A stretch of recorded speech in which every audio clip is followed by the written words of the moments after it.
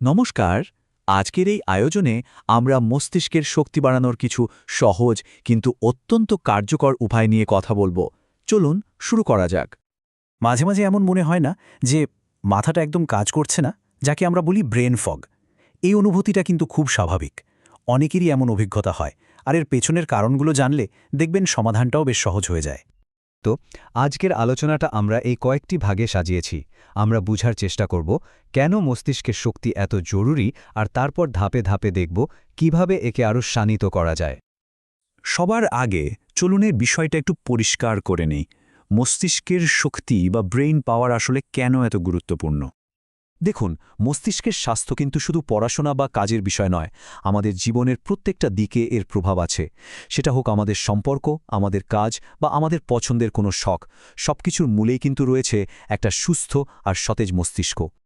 আর সবচেয়ে ভালো খবরটা কি জানেন?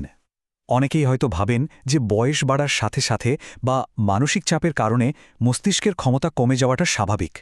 কিন্তু সত্যিটা হলো, আমাদের মস্তিষ্কের ক্ষমতা কিন্তু একদম স্থির নয়।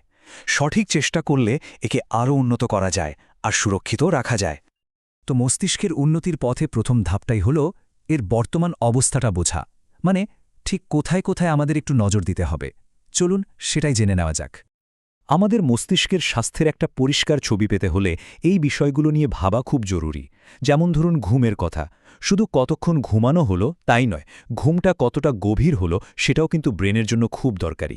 ঠিক একইভাবে নতুন কিছু শেখা বা কোনো কিছু নিয়ে চিন্তা করা, এই মানসিক উদ্দীপনাগুলো আমাদের নিউরোনাল সংযোগকে আরও মজবুত করে।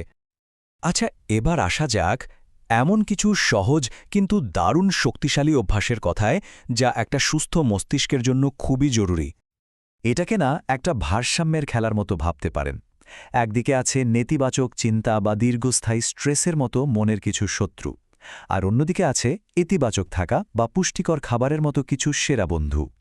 আমাদের কাজ হল শত্রুদের শক্তি কমিয়ে বন্ধুদের শক্তি বাড়ানো। আর এই অভ্যাসগুলো কিন্তু একা একা কাজ করে না, বরং একে অপরকে সাহায্য করে। যেমন ধরুন, শারীরিক ব্যায়াম করলে কিন্তু শরীর আর মন দুটোই ভালো থাকে, আর তাতে ঘুমটাও ভালো হয়। আবার একটা নির্দিষ্ট রুটিন মেনে চললে আমাদের স্মৃতিশক্তির ওপর চাপ কমে যায়, ফলে মানসিক শক্তিও বাড়ে। এটা একটা অসাধারণ কৌশল। ভাবুন তো, আমাদের মাথাটা একটা কম্পিউটারের র্যামের মতো। যদি অনেকগুলো ট্যাব একসাথে খোলা থাকে তাহলে কি হয়? কম্পিউটারটা স্লো হয়ে যায়। ঠিক তেমনই যখন আমরা সবকিছু মাথায় রাখার চেষ্টা করি, আমাদের মস্তিষ্ক ধীর হয়ে যায়। তাই নোট লিখে রাখা বা ক্যালেন্ডার ব্যবহার করার মানে হলো তথ্যগুলোকে বাইরে বের করে দেওয়া। এতে মস্তিষ্ক তার আসল কাজ, মানে গভীর চিন্তা বা সমস্যা সমাধানের জন্য খালি জায়গা পায়। এখন আমরা এমন একটা বিশেষ এবং শক্তিশালী কৌশলের কথা জানব, যা যে কেউ সারাদিনের মনোযোগকে তীক্ষ্ণ করার জন্য ব্যবহার করতে পারে। এটা শুনতে যতটা সহজ, এর প্রভাব কিন্তু তার চেয়ে অনেক বেশি। দিনের শুরুতে যে কোনো একটা জিনিস বেছে নিন।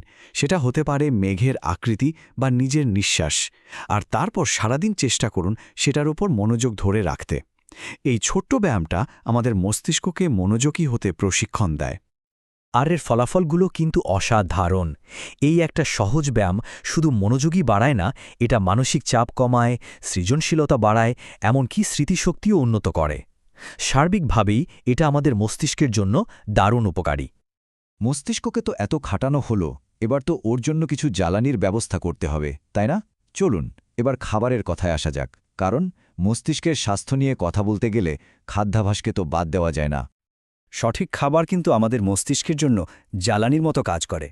যেমন ধরুন, ফল আর সবজিতে যে অ্যান্টিঅক্সিডেন্ট থাকে, সেটা আমাদের মস্তিষ্কের কোষগুলোকে ক্ষতির হাত থেকে বাঁচায়। আর স্বাস্থ্যকর ফ্যাট, যেমনটা অ্যাভোকাডো বা নানা রকম বাদামে পাওয়া যায়, সেটা মস্তিষ্কের গঠন আর কার্যকারিতার জন্য খুবই জরুরি। আর স্বাস্থ্যকর খাবার মানেই যে স্বাদহীন বা একঘেয়ে খাবার, তা কিন্তু একদমই নয়। দেখুন কি দারুণ সব আইডিয়া আছে। ব্রেন বুস্টিং স্মুদি থেকে শুরু করে চকলেট ট্রাফলস পর্যন্ত স্বাস্থ্যকর খাওয়াটাও কিন্তু খুব আনন্দদায়ক হতে পারে। তাহলে সব শেষে মূল কথাটা কি দাঁড়ালো?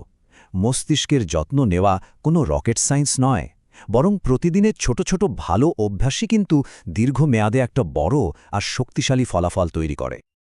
তাহলে এই আলোচনাটা শেষ করার আগে চলুন একটা জিনিস ভাবি।